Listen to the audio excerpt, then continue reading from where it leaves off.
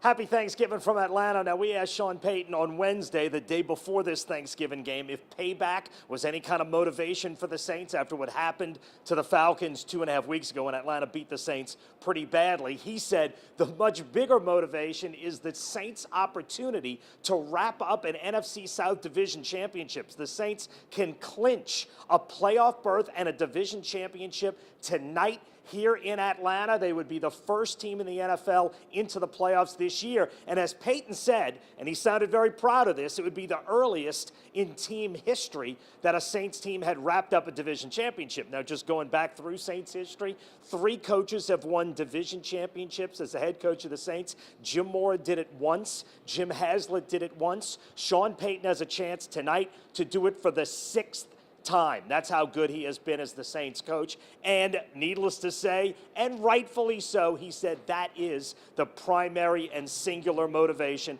against the Falcons. Now, on the field, we do expect both Saints cornerback Marshon Lattimore and Falcons wide receiver Julio Jones to start and to play. Now, how much they play, how effectively they play, they're both coming off injuries. We will see tonight, but we do expect to see both of those guys. And one thing to watch out for on each side of the ball, when the Saints have the ball, it was Grady Jarrett, the Falcons defensive tackle, number 97, who destroyed the Saints 2.5 weeks ago. He had 2.5 sacks, and he was the force that sort of opened it up for all the other Atlanta pass rushers. The Falcons had 6 sacks on Drew Brees. How the Saints can control Grady Jarrett will have a lot to do with how they're able to move the ball. And we could see Nick Easton, the free agent signing from Minnesota, who has been very good filling in for Andres Pete. We could see Easton on Jarrett a lot. That's a battle to watch. The Saints 62 and the Falcons 97. And then when Atlanta has the ball, the Saints have killed themselves since the bye with penalties. And it happened against the Falcons. They were penalized 12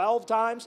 They were also penalized 12 times this past week against the Panthers. A lot of those in the Falcons game were illegal hands to the face kind of penalties that extended drives. The Saints cannot do that, especially when the Falcons have the ball on 3rd down. The Saints have got to clean up the penalties to get out of this one. Now, despite what happened the first time through, I love the Saints' chances to beat the Falcons tonight and win Sean Payton his 6th NFC South Division title.